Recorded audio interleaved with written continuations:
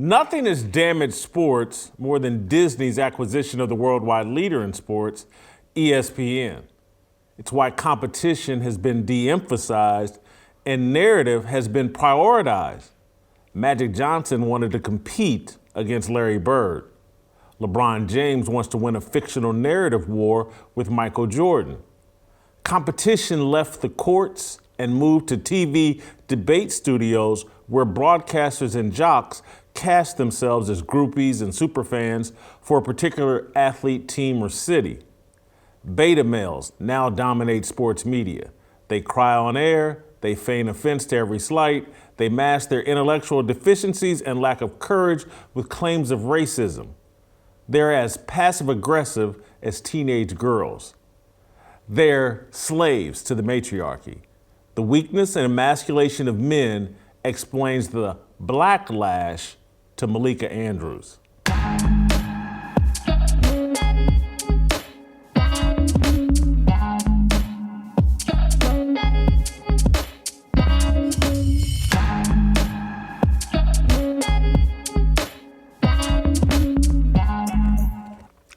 Welcome to Fearless with Jason Whitlock.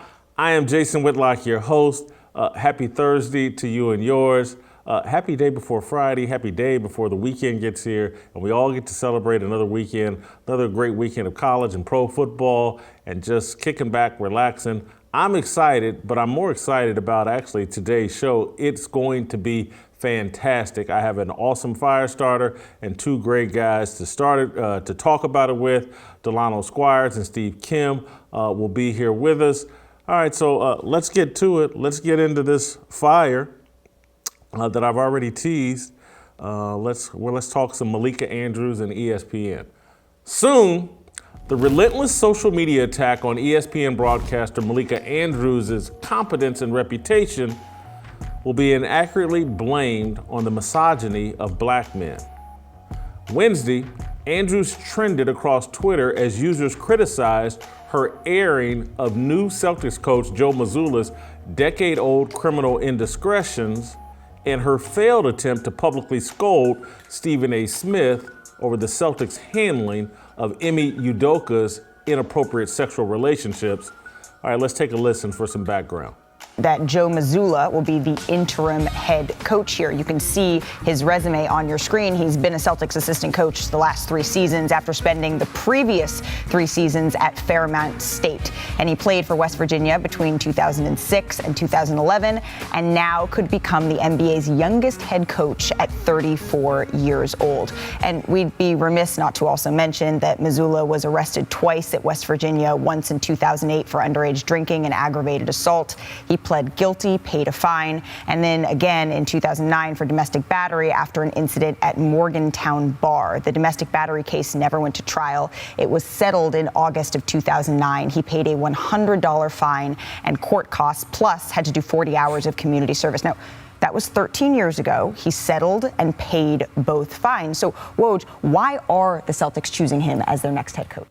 The fact that we are sitting here debating whether somebody else should have been suspended or not, we are not here, Stephen A., to further blame women. That is not why we are here.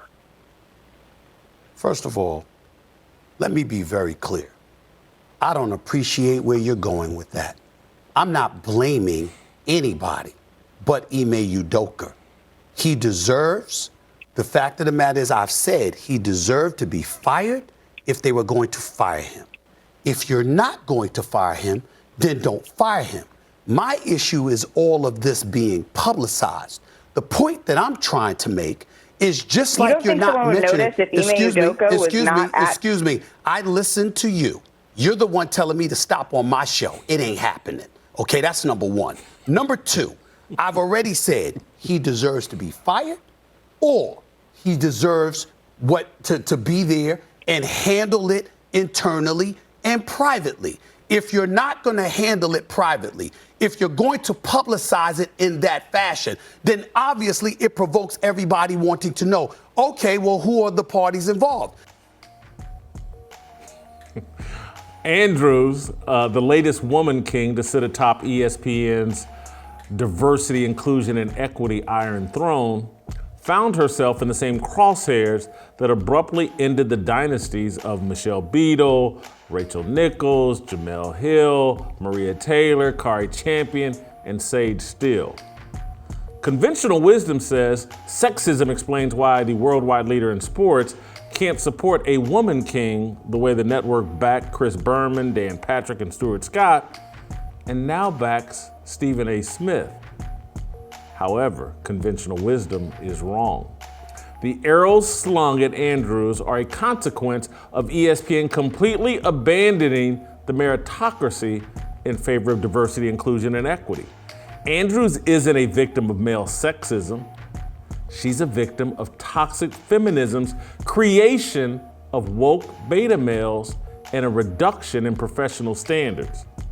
Malika Andrews is the ceiling-shattering Marine who is required to do 2 pull-ups, 10 push-ups, and run the mile in less than 8 minutes. She's unqualified for her job, and everyone knows it. She's an unproven reporter with a resume that qualifies her for an associate producer role at ESPN and a reporting gig at a station in Des Moines, Iowa. On a positive note, Andrews' resume is more impressive than the one Beadle used to land a job at ESPN, and it surely beats Katie Nolan's bartending work. Malika Andrews, the 27-year-old host of NBA Today, got her plum assignment as a result of a catfight between Taylor and Nichols, and because she checks every box in the diversity, inclusion, and equity Olympics. She's half black, half Jewish, and plays the love the fruit, hate the tree dating game. She went to an elite boarding school and worked at her Jewish grandmother's law firm. Andrews was born on third base, but sits on TV acting like Derek Chauvin spoiled her blind date with George Floyd.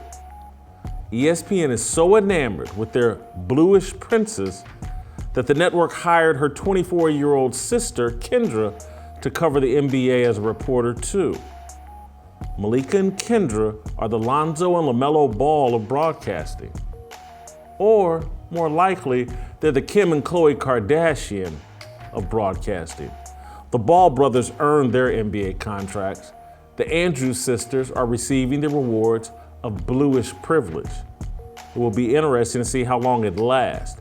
ESPN can't properly cultivate, develop, and support female broadcasters because the network's culture is hostile to merit.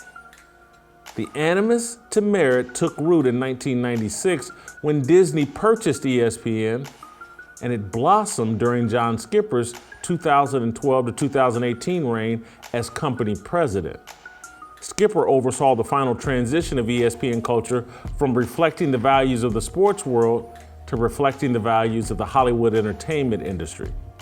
Sports reward merit and authenticity. Hollywood rewards scripted diversity and outcomes and the casting couch. Nothing has damaged sports more than Disney's acquisition of the worldwide leader in sports. It's why competition has been de-emphasized and narrative has been prioritized. Magic Johnson wanted to compete against Larry Bird. LeBron James wants to win a fictional narrative war with Michael Jordan. Competition left the courts and moved to TV debate studios where broadcasters and jocks cast themselves as groupies and superfans for a particular athlete, team, or city. Beta males now dominate sports media. They cry on air. They feign offense to every slight. They mask their intellectual deficiencies and lack of courage with claims of racism. They're as passive-aggressive as teenage girls. They're slaves to the matriarchy. The weakness and emasculation of men explain the backlash to Malika Andrews. She would have never called into First Take to scold Stephen A. Smith if Smith hadn't surrendered his mind to ESPN's matriarchal culture. Smith irked Andrews because he complained the Celtics did not reveal and discipline the woman or women involved in a sexual relationship with Udoka. Smith believes in equality. He thinks the Celtics should hold a six-figure, behind-the-scenes female employee to the same standard as a male, multi-million-dollar, front-facing leader. Kendrick Perkins, another ESPN talking head, argued the same thing on Andrews' show. Watch for yourself.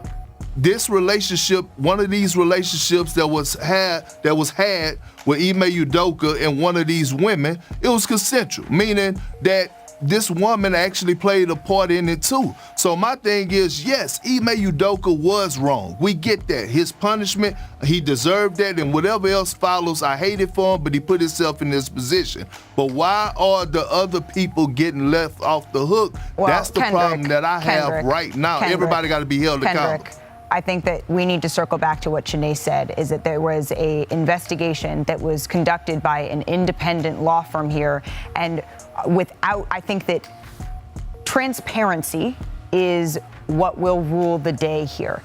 And so without having all of the information, it is unfair and irresponsible of us to go and to speculate on that, because what we have to... Well, I'm not speculating. Sure. I have the information. I'm not speculating. But what we have to go with here is the fact that an independent law firm came in, did this investigation, and the facts that they were presented, they came to the conclusion that Ime Udoka violated a policy that warranted a 1-year suspension. And I share your frustration with the lack of transparency, while understanding that there is some things that they need to, from a legal perspective, keep private. But knowing all of that, understanding all of that, we have to come to the conclusion that whatever rule, the conduct that was broken on one side, it is not the same on the other side. I thank you for your perspective. See, again, this is what happens when the conversation goes from the barbershop to the beauty shop. That's a beauty shop conversation, and everybody's participating in it. See, everybody gets emasculated in the beauty shop. And that's from Stephen A. Smith sitting on air with Malika Andrews and Malika Andrews calling in. Now you got the beauty shop. And ESPN is the beauty shop. They're pretending they're having these barbershop conversations. They're pretending they're having these manly discussions, and they're not. It's all the beauty shop.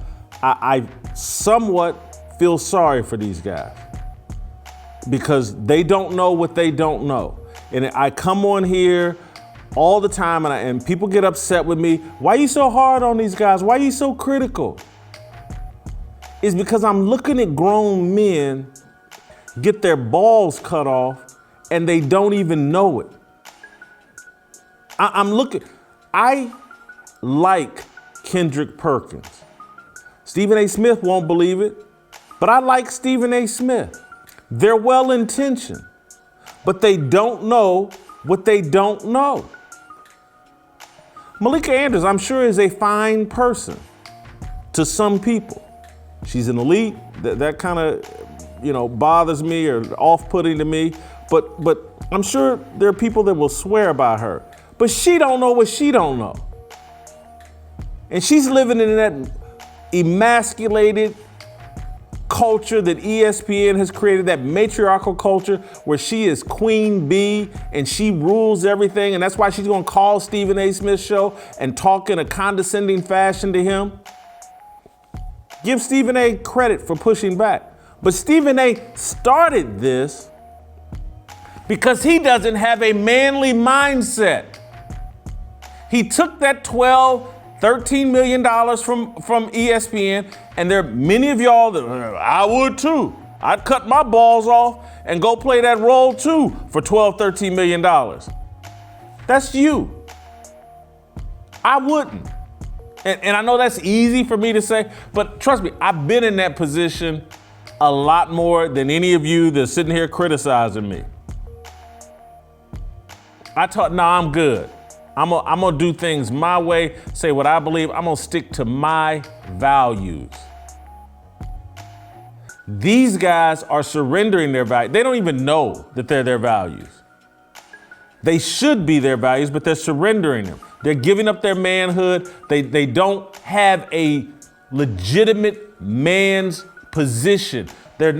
They've sacrificed their masculinity. They've sacrificed their role in this society.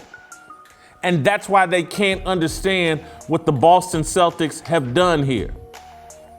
They can't understand why we're not at the top of the list, I'm talking about black men, when it comes to leadership positions. We're not at the top of the food chain and at the top of the selection process because we've given ourselves over to the matriarchal culture. Why choose us when they can have her?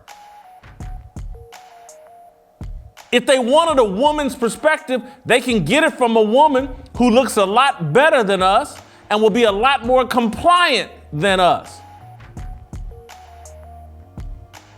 So enjoy the money, but they've cut your balls off. Your entire perspective is not manly, and I'm going to criticize it at every turn because it sickens me. You think you're sitting on there being tough guys and represent, how come this woman ain't getting treated like Emi Udoka? How come? They think that's tough, manly talk. It's not. Not if you understand who you are and who men are. See, the Boston Celtics, their owner, Wyc Grousbeck, their team president, Brad Stevens, perhaps, I don't know them personally, but perhaps they're real men. Perhaps they possess a biblical worldview. Maybe they've read the Bible. Let me turn you to the Bible, which tries to teach you how to be a real man and what your roles and responsibilities are. Perhaps that's the problem with Brad Stevens and Wyc Grousbeck. They're actual real men with a biblical worldview. Again, I don't know them, haven't met them, but based off of my evaluation of what they're doing, they've actually read the Bible and they haven't surrendered their balls. Let's go to Luke, believe chapter 22, verse 48. But he knew not and did commit things worthy of stripes, shall be beaten with few stripes. For unto whomsoever much is given, of him shall be much required. And to whom men have committed much, of him they will ask more. That's Luke 12, verse 48. To whom much is given, much is required. When you give a man millions of dollars to be a leader of an organization and to be a public, front-facing leader of an organization, the consequences for that man are going to be 10 times more than some woman you're paying $150,000 a year to be behind the scenes, out of the public eye. The consequences for the man making millions in a leadership position should be 10 to 20 to 30 times more than a woman making low six figures behind the scenes. That explains the Celtics' decision. Any man with a pair that hasn't so detached himself from a biblical worldview would understand what the Celtics are doing and would actually agree with it. Go look, maybe Emi Udoka, maybe he's a real man. He hasn't publicly complained. He wrote a note, basically said, yeah, I'm good, I blew this, I'm good. Maybe he's a real man, maybe he gets it, the position, what he signed up for. But we're so far removed from a masculine biblical worldview.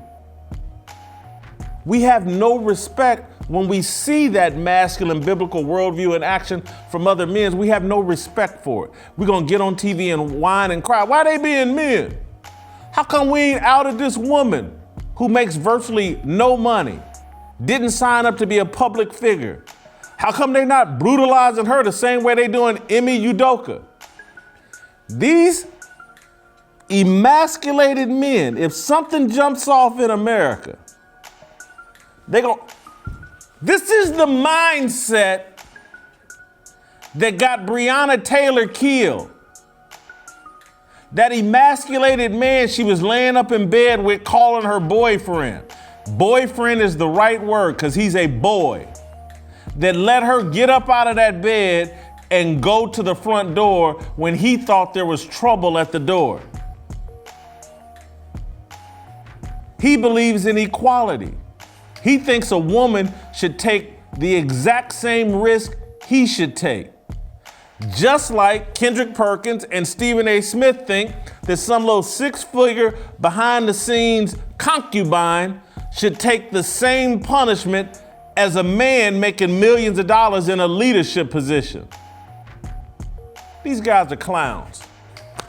American culture is in chaos and collapse because men have surrendered their role as leaders. Women and children are suffering because of our cowardice and irresponsibility. Thanks to ESPN's guidance, the sports world, where men have dominated, has followed the lead of the secular entertainment world. Stephen A. Smith and Kendrick Perkins sound no different from rocker Lenny Kravitz. Kravitz posted a picture of himself on social media Wednesday holding a sign that read, "It's time to turn it over to women. Men have had their chance to run the world, and look where we are."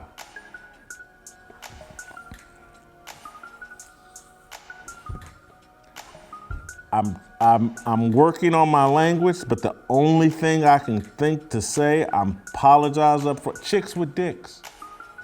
That's what we got running around this country. That's what Lenny Kravitz sounds like. That's what we're creating in this world. That's what this matriarchal culture demands. It's the mindset. I'm attacking the mindset. Everybody gets on me. I get the messages all the time. How come you hard on these black dudes? Because they're being emasculated and they're not complaining about it.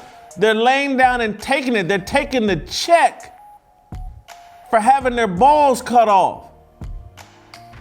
And it bothers me. And it's being celebrated like they're doing the right thing. It's embarrassing. These guys all think, I'm telling you, I don't dislike them. I just want them to open up a Bible, man. Get your balls back. Understand who you are and what God designed for you. You are a leader. And Stephen A., you sitting on TV making $12, $13 million a year. This is like what you're doing to NBA, and you're letting these NBA coaches who are clueless and have adopted a matriarchal worldview as well, you're letting them talk you into being upset. If Ime Udoka gets in trouble, the little white girl he's banging, she better get in trouble too.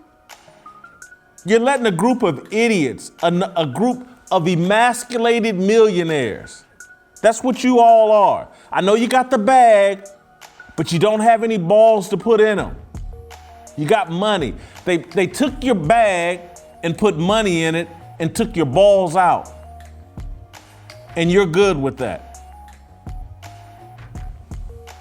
Here's what men created, men who feared God.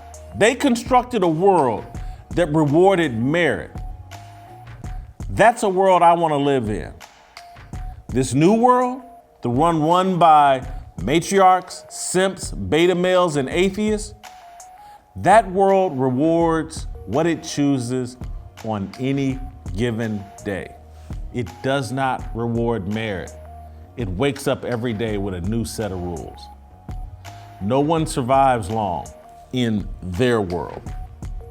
Just ask Michelle Beadle, Sage Steele, Jamel Hill, Rachel Nichols, Kari Champion, Katie Nolan, Maria Taylor. Ask them. That world that they build doesn't last long.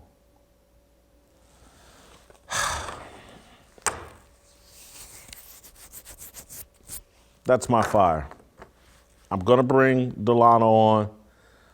Before I do that, I just want to calm myself and talk a little bit about, and my good friends over at Preborn. We talk about Preborn virtually every day. You guys know what we're doing here at The Blaze. You guys know what I'm about. Saving babies' lives. Because that's what men do. Men protect the weak. There's nothing more vulnerable and in need of protection than a baby in the womb. It's our job as men to protect babies in the womb. That's what we're trying to do here at The Blaze. That's what Preborn does every day. They do it with ultrasounds. They introduce the mother to that baby's heartbeat and a visual of the baby, and that changes the mind of women who are considering abortion 80% of the time. 80% of the time. They get that ultrasound, they hear that heartbeat, they see that baby, and it's boom. There's a life inside of me. I'm going to protect it. It's a natural instinct. What we talk about every day on this show is the enemy is trying to attack our natural instinct to protect our most vulnerable, our most precious life forms, babies. This is all connected. The emasculation of men, it's all connected to the destruction of babies in the womb. There's a through line through all of this.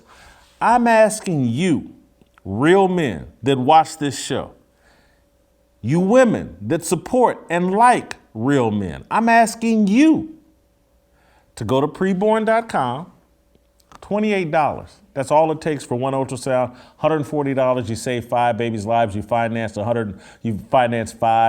ultrasounds. 2 things you can do. You can go to preborn.com/fearless, do it that way. Make sure I get some credit. Make sure we're doing this because we love Fearless.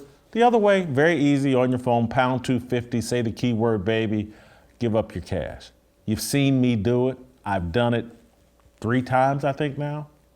I'll do it a 4th if I have to. I'll do it a 5th, 6th, 7th, 9th, 10th time. Because, and it's not because, I'm telling you, I'm no more masculine than any of these people I'm criticizing. What I am is more obedient and accepting of my responsibility to be a man. That has not always been the case, but it is now. And it's because I can see what they're doing. Can you not see it? And so, other than enjoying this show, and I want you to continue to enjoy this show, what you can do are these little things. Here's the little one, $28, $140. Maybe you want to give up $500. Preborn.com/fearless. A little thing we can do to push back and fight. Be a man. Support these babies in the womb. All right, you can email the show at fearless@theblaze.com. Stay tuned, don't go anywhere. Delano Squires, next.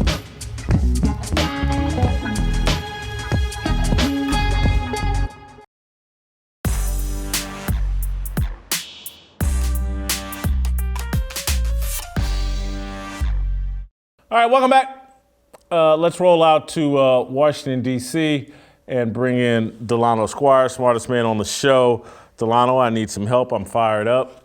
I need a calming voice to help me get. Delano, I'm telling you, I see things so clearly now that I used to let go over my head. But the entire mindset of ESPN and the culture over there is so matriarchal that I think these guys don't even know that they're swept up in that mindset of the matriarchy.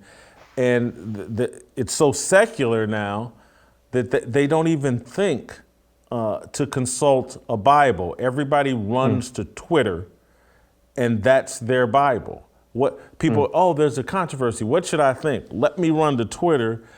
No, everybody's out of the habit, or it doesn't even cross people's mind to go, well, I wonder what the Bible says.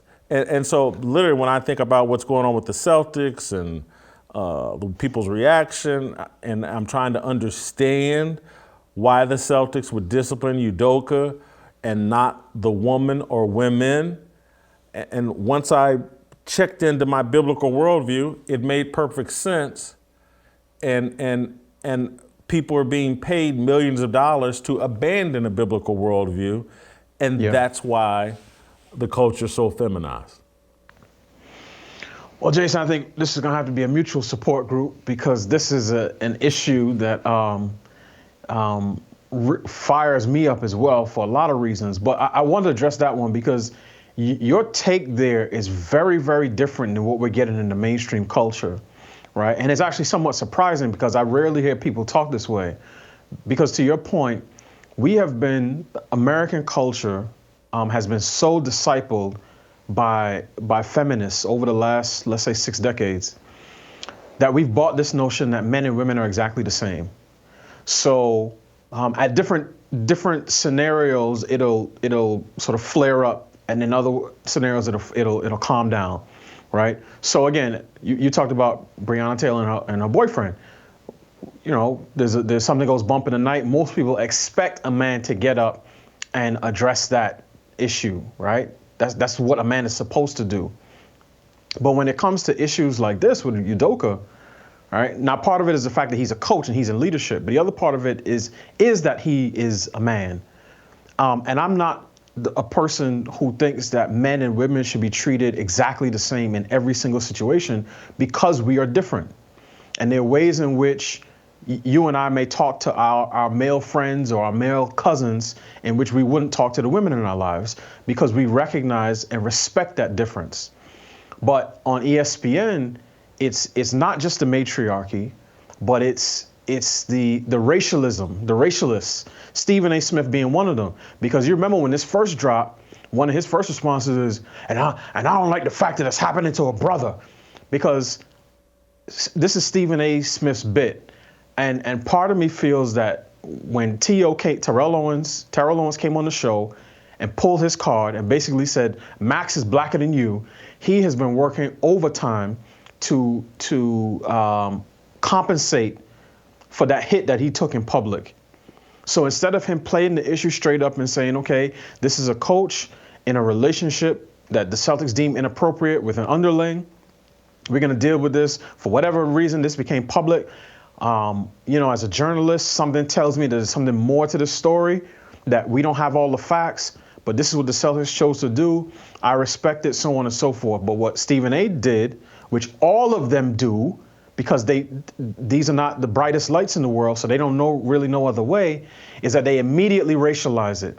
Because Jason, you and I both know that if this was Steve Kerr and the allegation or some other white coach, and the allegation was that he was doing this with a black subordinate, right? A black female, particularly if she was married to a black male executive on the team, that Stephen A. Smith would be calling for that coach's head and saying, we need to protect our sisters on the workplace, and these workplaces need to be more comfortable for women, and particularly for black women. Because to your point, they don't have a biblical worldview. They don't have any sense of equal weights and measures, a term that the scriptures use, on multiple occasions.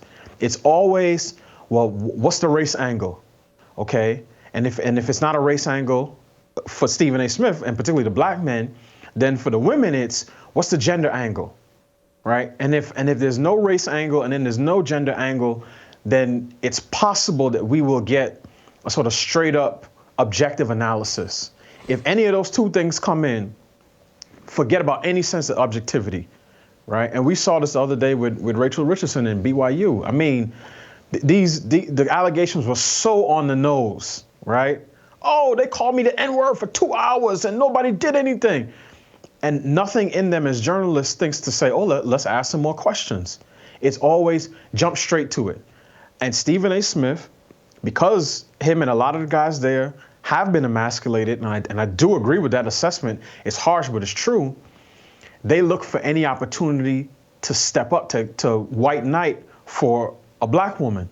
And this was perfect. So he got to combine the race angle and the gender angle to show that I'm a defender of our black queens. Now, obviously the story ended up being a fake, which you sniffed that out pretty much immediately. But then the same Stephen A. Smith, who's standing up for black women at BYU, then has to deal with a black woman at ESPN. And as you said, he doesn't realize he has ceded so much ground that he can't play the I'm a press card, not with Malika Andrews, because she's sort of lower down the oppression totem pole and sort of higher up the priority totem pole.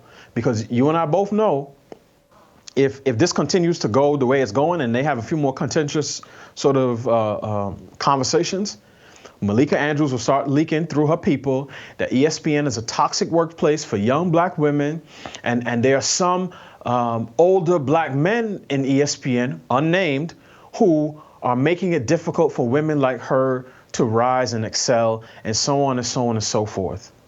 And then he's going to get put right in that Rachel Nichols position, because all of this stuff, this sort of the leftist approach to race, sex, sexual identity, gender identity, so on and so forth, is cannibalistic.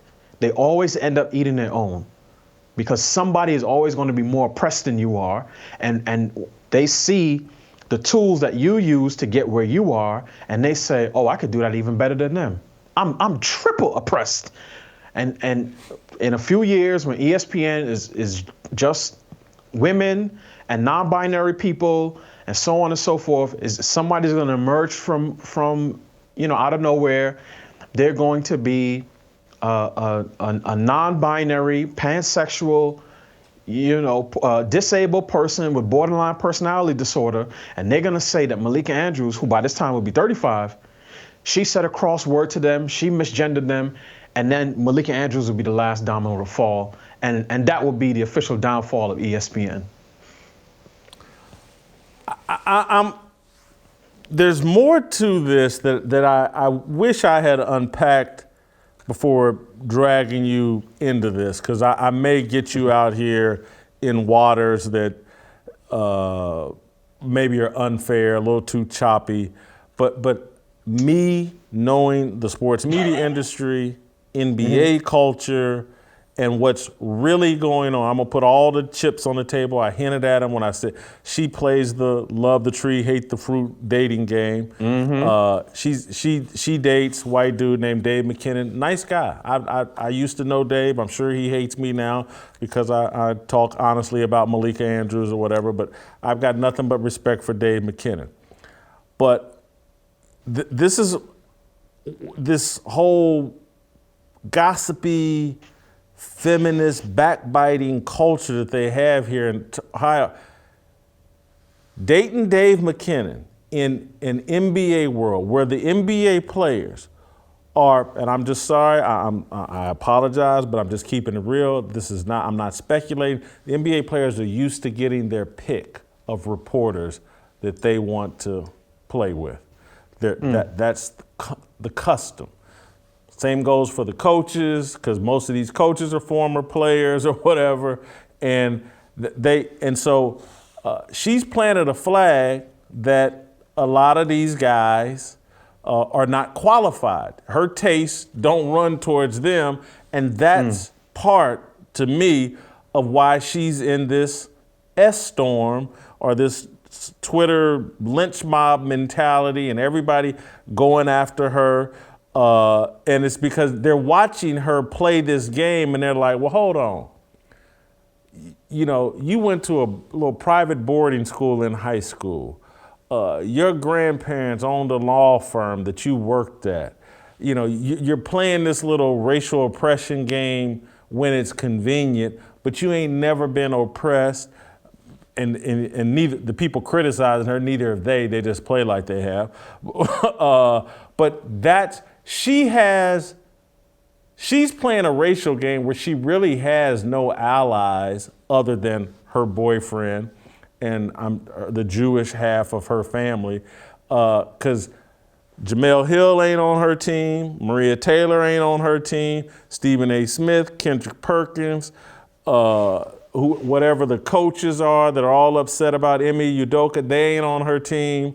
But she gets to play like, oh, she was heartbroken because she had a blind date set up with George Floyd the night, if he hadn't got killed, she'd have been on a blind date with George Floyd or his brother. She plays that game. Right. And it's all blowing up in her face, it's blown up in all these women's face. There's a whole pattern here of when you abandon a biblical worldview and merit, and you dive into this diversity, inclusion, and equity deal, chaos is what follows. So a couple things, Jason, and one of them, I want to get to one of the names in particular that you threw out there, right? Actually, I'll start there first. I wasn't exactly sure why Sage Steele got into that list. And part of the reason I wasn't sure is because, to my knowledge, right, she doesn't try to play these cards in public or in private, certainly not in public.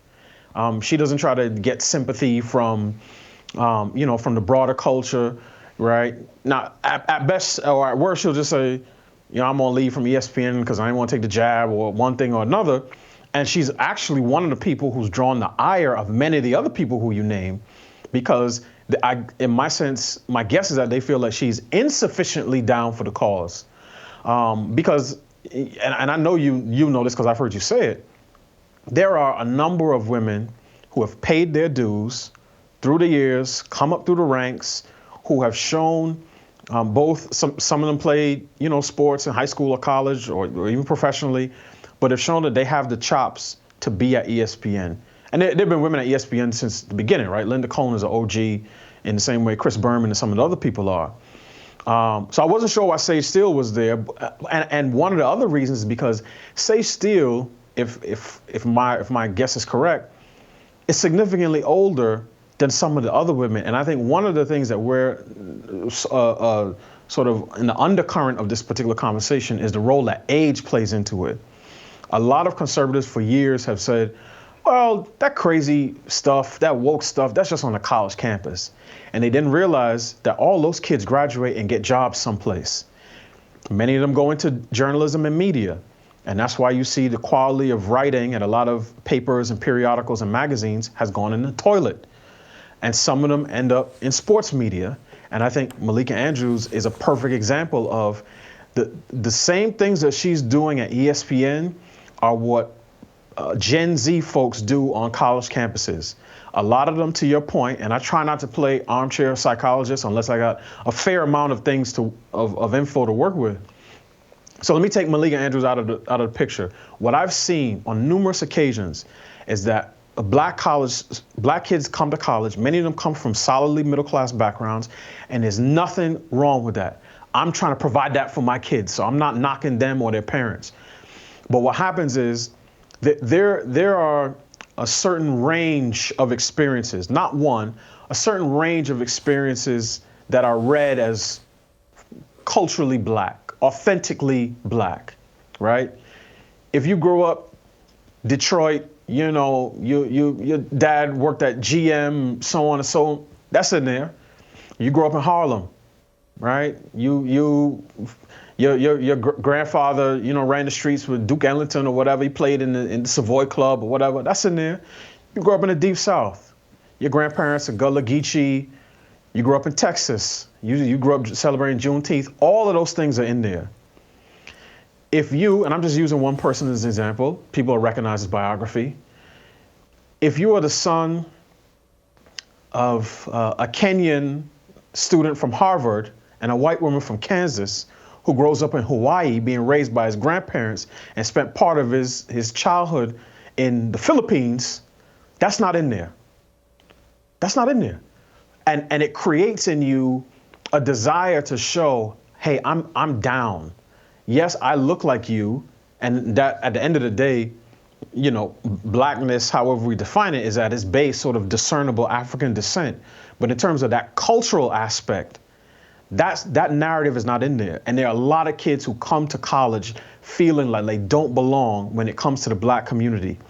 From their perspective, they've listened to all the wrong music, they like all the wrong movies, they wear all the wrong clothes, and they spend 4 years trying to show, hey, I'm really just like you. I'm down for the cause.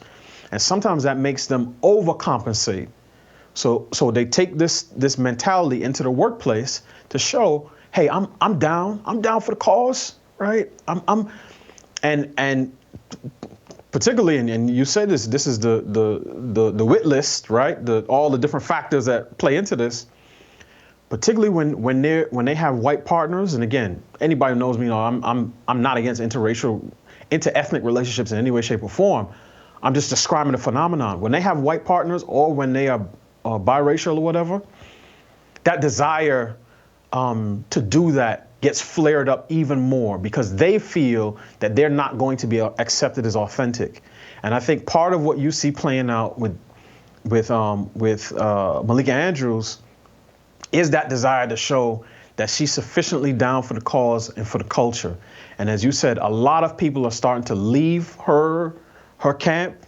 Jemele Hill, I don't think is one of them, not publicly, because I saw her timeline. She was like, I know people are trying to get me to basically criticize Malika Andrews, but that's not happening today or tomorrow or the next day.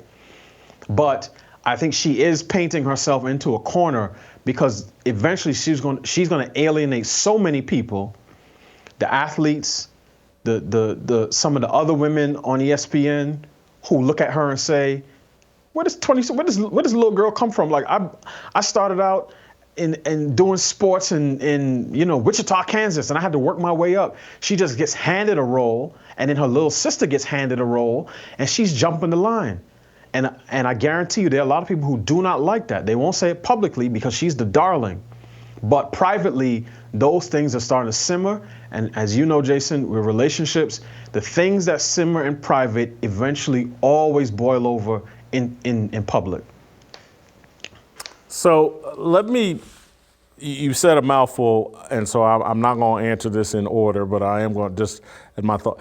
As it relates to Jemele Hill, she's boxed in for right now. But trust, she ain't on Malika Andrews' team. And she does, well, she does on her little hierarchy list, black heterosexual men, with the exception of her husband, are the enemy, because they're aren't they the white men of black people or something? Or they got some little saying they got about straight black men are the white people of black people. Yeah.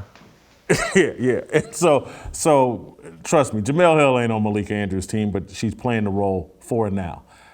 I want to address the Sage Steele thing. Okay. Anybody that has followed my work, knows me, heard me speak in public, I have a great deal of respect for Sage Steele. Sage Steele is very, very qualified and talented for her position. My reason for listing Sage Steele in that list, my reason for listing Rachel Nichols in that list, is that this culture, this matriarchal culture of diversity, inclusion, and equity, it slaughters everybody, the unqualified and the qualified. Everybody's gonna get it. And it's no different. There's like these dudes that join a gang and think, oh, well, this gang's got my back. Well, eventually the gangs, you can get got to. And the same people running around bragging about the gang in their neighborhood, trust me, they get caught slipping and you can get their, it's no different than the rappers that love rapping about gang culture or whatever. Let them get caught slipping out in the neighborhood and they'll get shot just like P&B Rock, Nipsey Hussle, Tupac Shakur, Notorious B.I.G., whatever. And so it takes out everybody. And so this culture that they've created, whether you're as qualified as Sage Steele or as unqualified as Katie Nolan, you're gonna get got because this culture pits everybody against everybody. Stephen A. Smith, Michelle Beadle tried to get him. Now Malika Andrews has come at it. They're all going to die because they remove merit and some sort of objective standard, and it's just opinions, and whoever's in power gets to install whoever they like in that moment, whoever's most friendly to them in that moment. And that leads to the kind of backbiting and infighting. And John Skipper, I can't remember if I did reference him, but I could have gone into detail. He created this culture. And that's why these women are at each other's throats constantly. And it's because there's no real male leadership. It's a beauty shop. And eventually, the arguments inside a beauty shop turn real ugly. And the next thing you know, the woman is doing your hair, sleeping with your boyfriend or your husband, or whatever. She's gonna get some get back at some point. Call me a misogynist. I'm just speaking facts. God explained it to us in the Bible. Without male leadership and a constant hand or a constant guidance, Eve is going to get seduced. Eve is going to bring some drama into, and just go. You spend enough time in the hood or whatever, and a lot of these bodies that get dropped in a neighborhood, it's over some women a lot of times. Anybody that knows anybody from that life, they can tell you all the stories. And again, I'm not blaming women for everything, but Lord have mercy, all this butt kissing we're doing to women, and I do want to. Lenny Kravitz putting up a sign talking about it's women's time to rule. Look what we've done. Are you kidding me? What is this? But this is where the world has gone, to these simp men who want to abandon the responsibility of leadership. And I want to combine the latter part of that conversation about the guys at ESPN with the Lenny Kravitz piece. I saw the Lenny Kravitz thing, and I quote tweeted. I said, somebody needs a serious simp intervention, because he's simping hard. But one thing, 2 points I want to make on the men at ESPN, right? One is a larger sort of sociological point. We in our day and age, right, and particularly in the culture that's developed over the last 60 years, Jason, we are having to deal with some of the very issues that Daniel Patrick Moynihan wrote about in the Moynihan Report. And he said that particularly when it came to the Negro family, as he phrased it then, its matriarchal culture is causing problems because the men don't have or are not playing their proper role. And what the left has done is double down on the very things that were causing problems in the 1960s. And all of those things have gotten worse. And one of the things that I've noticed in my lifetime, and I'm sure you probably noticed the same, I met plenty of ambitious women who call themselves alphas, women who say, some of them on a personal level say, I want to, ascend in leadership in my organization and so on and so forth. Some of them on the collective will say, everybody wins when black women lead, black women save the democracy, so on and so on and so forth, right? I have never met a single woman in my entire life who likes any man or respects any man for any extended period of time who depends on her for leadership, guidance, provision, or protection. Some women may like the idea of being in control of men, but after a while, they all lose respect for them. And even some women, when they're dating a guy, and particularly now, just with the advent of technology, you'll hear them get frustrated, because let's say the guy says, I want to take you out. She said, okay. And he said, where you want to go? Oh, you should choose. Well, no, I want you to be happy. Tell me where you want to go. Or do you like this? And all the back and forth, and women would just be like, just choose something. Because there's that innate desire in them to follow a man's lead. And what I'm saying is, in nature, weakness is always met with more aggression. And these guys that thought, hey, I'm being a good guy, I'm stepping aside for the women, I'm toning myself down, right? I'm stepping back from sort of my natural way of communicating and my natural inclinations to deal with things. What they don't realize is that weakness is being met by more aggression by the Malika Andrews of the world and the other women at ESPN who have no issue disregarding, disrespecting, or even trying to emasculate these, trying to goad these guys into crying on air over things that are not tier worthy. All right. So they think that they're doing some positive service when they say, I'm with her, I'm pro-abortion, I'm pro-transgender athletes. But what they don't realize is that weakness is causing the women to get more aggressive, because as the women say, I want X, and he has X, the guy who's holding X is going to realize, like, man, she coming at my neck pretty hard. Yeah, because she has no reason not to. You've never shown an ability to take any stand and say, I'm going this far and no further. And that's what all of those guys do, right? And they can get away with it when it's the race stuff. Every time they talk about Lamar Jackson or, any of those other issues. But when it comes to standing up to women, and I said this on the show, I've seen grown men who are more afraid of their teenage daughters than they are some big burly dude at the gym. And that's what you see playing out at ESPN. Thank you, D. I got to keep it moving. Great job, as always. Go to youtube.com/Jason Whitlock, hit notifications, hit subscribe. Steve Kim, the Korean Cosell. X.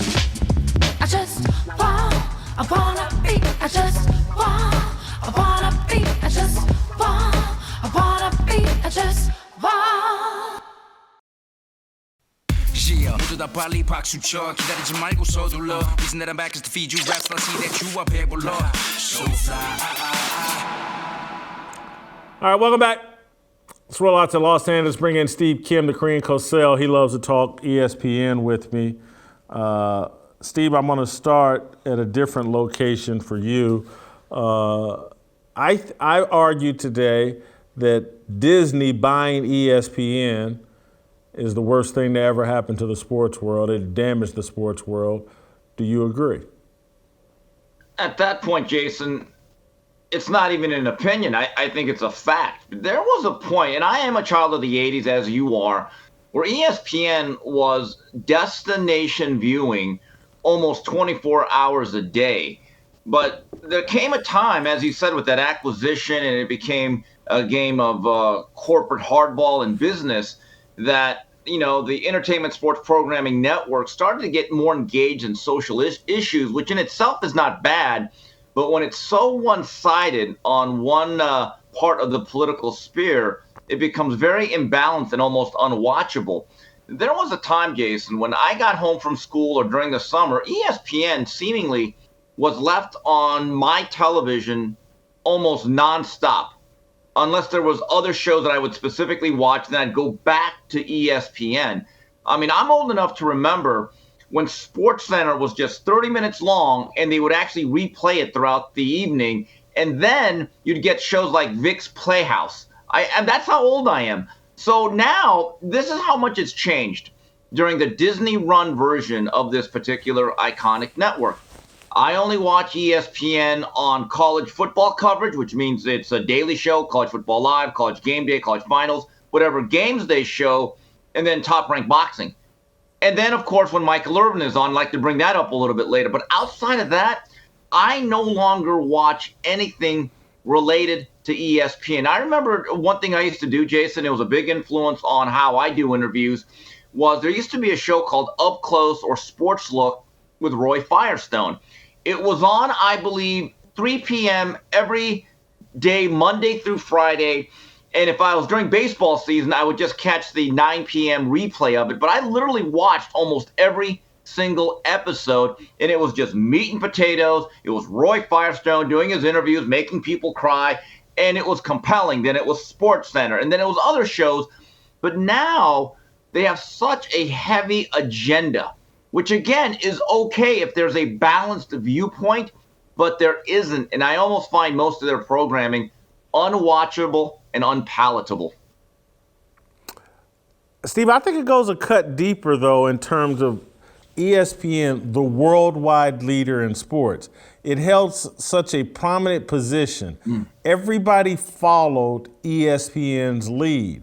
And so ESPN took sports away from being, hey, let's go watch great competition, to let's go follow these narratives that ESPN is creating. And that's where I feel like if LeBron James played in a different era, he would have carried himself differently. If he played during the Magic, Larry Bird, Michael Jordan, Isaiah Thomas era, he would have competed the same as them, because that was the focus was on competition, not teaming up and chasing legacy. ESPN did that with all of its talk shows. LeBron James has grown up watching an ESPN version where everybody, when he enters the NBA at 18, it's can he be the next Michael Jordan? And so he's not really worried about competing against his peers. He's trying to win some subjective narrative war with Michael Jordan. And this, I look at sports, competition is de-emphasized. It's been softened with all the rule changes. We got to protect the players. And they just had to cancel the Pro Bowl because it's so far removed from competition. The guys are making so much that they just had this like, we can't do this anymore. And I'm telling you, ESPN changed the culture of sports when it went with Disney, and it's now more reflective of the Hollywood entertainment industry than it is the traditional sports industry. Jason, I don't think there's any doubt about that. And let's go back when I was at my very short run at ESPN during the summer of 2020. If you were not in support of BLM, and don't you dare ever call that thing riot or looting, that was peaceful protesting. And if you did not support the NBA players, the NFL players hashtagging, taking a knee, boycotting games, sitting out for the national anthem, you simply could not state that, or you would be reprimanded and told to get that social media posting off. I went through it. Trust me, I know. However, if you said defund the police, and there's a lot of white supremacy, they would not say a word. In fact, I think it is a taciturn endorsement of those type of statements. It would be actually pushed and would be a way to help your career. I don't think there's any doubt about it. There used to be a time when ESPN was a simpler place in terms of let's just show games and cover the actual personalities and the sports. But when now they are breaking into NCAA coverage of the women's tournament to talk about the abortion ban and then taking a 1 minute of silence for an event that nobody watches, I'm just thinking to myself, this is ridiculous. Then you have other anchors telling you about, oh, you girl dads, you've got to not keep your daughters off the pole, but make sure they can get an abortion. I'm thinking, this is bizarro world. At the end of the day, somewhere along the way, they went from sports coverage to social and political activism. So let's zero in on Malika Andrews. I was pretty hard on her. I think that part of the backlash, or blacklash, as I'm calling it, is because no one respects or no one believes she actually earned the job she has. When I look back, I was just, as I'm preparing for my segment here, I thought of the names that I grew up watching on ESPN, and specifically the females, because everyone talks about the Chris Bermans and the Tom Meads and the Dan Patricks, but these names came immediately to mind on the female side of things. Robin Roberts, Andrea Kramer, and Susie Colbert. And they were highly respected, and they had lives well outside of ESPN and maybe even sports and beyond. There's a reason why. They were mature. They took the hard-earned way there. And they have a word that is very, very rare nowadays, Jason. It's called gravitas. And they didn't speak down to you. They were very professional. And you kind of got the sense like these are accomplished women who actually put a lot of time on the graveyard shift, had the muck and they had the grind. They fought their way there. But that was an earned position. And with that, they understood with great power and a big platform comes great responsibility. And out of all of these three, especially during their time at ESPN, I could never, ever come up with a time where I thought, or an instance, where they were disrespectful or dismissive of their colleagues or their guests. I happened to see something with Malika Andrews, and I think I sent you the clip. She's on with a couple of NBA players in Woj, and she's actually trying to lecture them about this hard foul. And I think I saw the play. Gary Payton goes in for a tomahawk dunk. This guy does like a Kevin McHale clothesline, breaks his wrist. And Kendrick Perkins actually says, well, I think there was intent.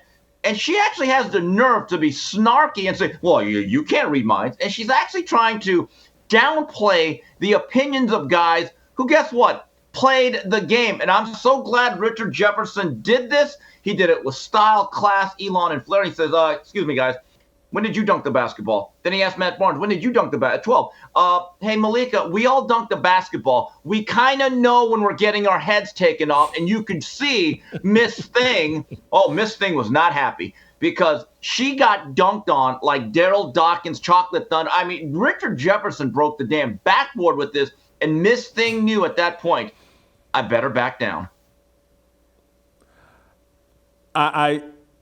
There's no question that these NBA players are bothered by Malika Andrews. And I got into a little bit of that with Delano earlier, and because I don't think these NBA players are her cup of tea based off of her, dating choice, Dave McKinnon, who I got no problem with Dave McKinnon. I'm not taking pot shots at it. I'm sure he despises me now because I've been critical of Malika Andrews, but I actually think Dave's a solid professional, great guy, but I just got to be factually honest here. I think some of the animus towards Malika is personal because and I'm not dragging all these guys into it, but some of it, these guys are driven by their smaller heads and who's attracted to their smaller heads a lot of times. And so, but again, this is when you put a child in that job, this is what's going to happen. The natural respect is not going to be there because she just hasn't earned it. You're absolutely right. And you talk about she not being the cup of coffee or tea for these players. I happened to see something I didn't even know happened because I've kind of been binge watching the Malika Andrews nonstop coverage on YouTube. Couple of years ago, or whenever this was, at the NBA Finals, Malika Andrews, during the media scrum or the post-game press conference, asked this question of Giannis. Now, the thing about the Greek Freak, this guy's an adult. There's a lot of players I know that we don't like, the things that bother us, because, hey, we're Stadler and Waldorf, those old two Muppets, those old guys that bitched it. We're those guys now, Jace. We just have to be honest. Get off our lawn, all that stuff. But Giannis is an adult. He's a mature individual. His character's on question. He's a pro. And this guy just looked at her and said, nah. Just walked out. It was the most awkward thing. There's about 100 NBA players. If they did that, I'd be like, yeah, yeah, that's him. But when Giannis did that, I'm like, wait a minute. What is going on there? It shed a new light, like, wow, these guys really do not like her. Well, I'll defend her in this instance that some of that may not be, it may be a bit misguided. She had written a story that Giannis didn't like, and that's what drove him to do that. So I'm not going to smear him with thinking with the wrong head. He just athlete, brooding, didn't like a story a reporter wrote. But why do you think there's a laundry list and no one seems to understand why I'm including Sage Steele on the laundry list of high-profile women involved with the NBA coverage or just involved with ESPN that just seems to be in this revolving door of backlash. And I had to explain to Delano, the reason I'm including Sage Steele is not because I question her professionalism or qualifications. ESPN has a problem with its culture that slaughters these women, whether they're qualified or unqualified. They all get sacrificed and thrown up, on the chopping block at some point, whether it's Sage Steele, Michelle Beadle, Katie Nolan. And to me, a lot of it has to do with executives thinking with their wrong heads and not really thinking about business and merit. But whether you're super qualified like Sage Steele or totally unqualified like the bartender turned broadcaster Katie Nolan, the end is always inevitable. Well, here's what I go back to the three ladies or women that I named: Robin Roberts, Andrea Kramer, and Susie Colbert. By the time they got to their exalted positions, it had been earned. In other words, to draw a comparison to boxing, They were the young boxers that did the 4-round fights, 8-round fights, had some tough 10-round fights. And by the time they got to the 12-round championship fights, they were ready for anything. They were ready to compete for a championship belt. When I look at Malika Andrews, it kind of reminds me of that scene from Clueless. Remember that movie with a young Alicia Silverstone? And remember when Stacey Dash's character went driving for the first time on the freeway? And she went all Asian driver and almost got all of them killed. And she's like, oh, my God. And remember all these cars were buzzing by her and their lives were in danger for about a minute till they got off the freeway. Malika Andrews is that young student driver, Miss Thing, that got a car. And instead of getting like a Honda Civic that's used, she got like a Porsche, a nice one, or a Bugatti, or one of those fancy cars that I could never afford. So then Miss Thing is like, oh, my God. I got this nice car. I got my driver's license. Let's go out on the freeway. In fact, no, let's drive on the New York City streets where there's one-way traffic and mean cab drivers, and she can't handle it. And that's the thing with Miss Thing, but I also believe some of this is her fault. Forget about all the other females. Her personality, I've noticed this in some of the segments that she's on, and we talked about it with her run-in with Stephen A. Smith last week. Miss Thing is incredibly condescending to the point of always being conceited. And Miss Thing is that she's like college activist who would tell somebody if they overheard someone calling me an Oriental, she'd get on that person for being a microaggressor. That's just the way she is. She's very, very conceited and condescending. And I think a lot of these guys are like, yo, forget it. I can't take her anymore. So I think that's the overall issue or the underlying issue when it comes to Miss Thing.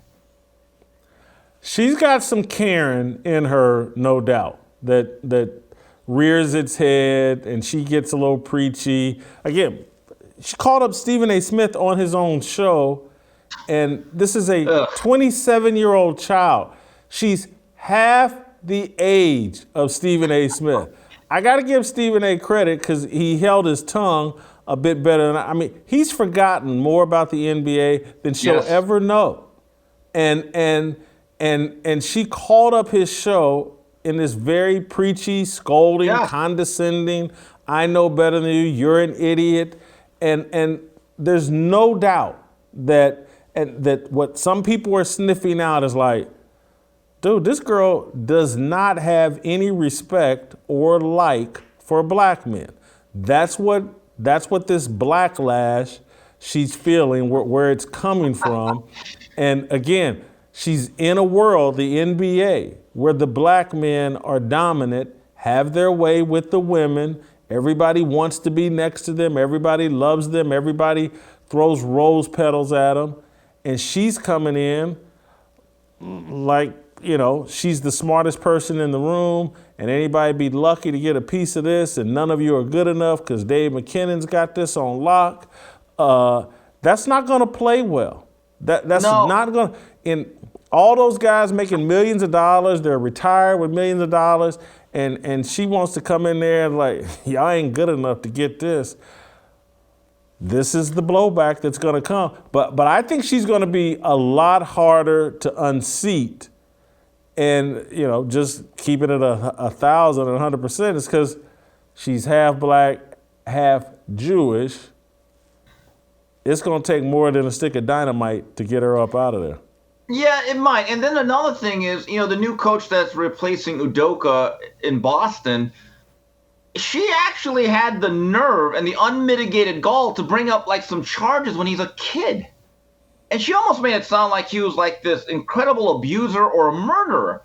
And I'm thinking to myself, wait a minute, what's that got to do with anything? The guy served his time. If you actually read deeper into his charges, like underage drinking, he was 20 years old. And I'm just like, wait a minute, now you're piling on. I think the second one was a domestic issue.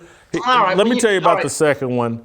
Let me tell you about the second one, though. If there's any YouTubers out there that really want to clown suit Malika on this, or if you want to clown suit her, go watch Malika talk about Brittany Griner. Right. And see if she ever mentions Brittany Griner's domestic issues. Right. And Brittany Griner's domestic issues far more recent than Joe Mazzulla's. But Miss Thing, as you call her, when she talks about the injustice of Brittany Griner and what is it now? Kim Mulkey won't come out and put a comment out on her or whatever. She ain't gonna never mention that Brittany Griner beat up her wife. Never come out of her mouth. Let's see her rattle off Brittany Griner's criminal record. Won't happen. And Jason, every single segment she's on seems very uncomfortable, and it's not even fun or entertaining. And what's funny is about her spouse. I don't care who she dates. I don't care who she shacks up with. It's not our business. I don't really care. However, I still remember last year we talked about it when Miss Thing became Malika X, when she had this thing about some other racial issue, and then now she wanted to lean on her black side. So now Malika X, now it's fight the power. Okay, and I'm thinking, that comes off very hollow because I knew once it was revealed who she was dating, like you said, what is it? Love the tree, hate the fruit? Love the fruit, hate the tree. Okay, good. I'm glad you said it, not me. And so that's the whole thing. And the funny thing is why is ESPN unwatchable for the most part? It's not fun. I remember, Jason, and you've told me this several times, but last year I was in Nashville, we're watching something at the bar, right? That great sports bar, I think the Doghouse or something. And you're watching this, and we're all kind of sitting around, and you're just looking, you said, Steve, yeah, look at these guys. And I think, what about the guys? And this girl, who the hell wants to listen to, who the hell are these? And I'm like, yeah, who are these people? And it just got me going. On Monday and Tuesday, especially Tuesday, they had a panel with Stephen A. Smith, Keyshawn Johnson, and the great showmaker, Michael Jerome Irvin. And it was hilarious. But here's the thing, Jason, that I got to thinking of you. All three guys matter. Stephen A. Smith, and whether you love him or hate him, is an A-lister. Keyshawn Smith is a strong media personality, had a really good NFL career. And certainly Michael Irvin is relevant of his NFL Hall of Fame credentials and his personalities. And it was hilarious, and it was fun. It was entertaining. And I'm thinking to myself, you know what? Here's how you make ESPN every show better. And by the way, I got to give Molly Kieram credit. She did a great job of just being quiet and being eye candy. You executed perfectly, Molly. Great job of not saying a word and disrupting that greatness that I saw. But here's what they ought to do. Just bring, instead of people like Miss Thing calling into shows, just have Michael Irvin call into every show, any opinion. Even if you're doing the NHL Stanley Cup, now it becomes the puck maker. Bring Michael Irvin on. Just let him do what he does. NBA, let him talk NBA. Let him talk anything. It's funny because, like you said, Jason, too many of these personalities actually do not have their credentials. They don't have the gravitas. They're really nobody you want to listen to, and they're not that fun. But with Miss Thing, she's been given an elevated position, and you're right. I think it's going to be very very, very difficult to get rid of her. Steve, I tried to think about it this morning. Mike Golick got his son hired at ESPN and gifted his son a broadcasting career. His son played at Notre Dame at least. At 27 years old, Malika Andrews is gifting her 24-year-old sister a job at ESPN. These are the Kardashians of broadcasting. They're not Lonzo and LaMelo Ball. They're not the Ball brothers. So I have a question. Is there a Ray J in the picture? That might be the only time I care about Malika or the sister. I'll be honest with you. I'm gonna leave it alone. I'm in enough trouble. I was gonna mention that they are both smoke shows, but I'm gonna leave it alone.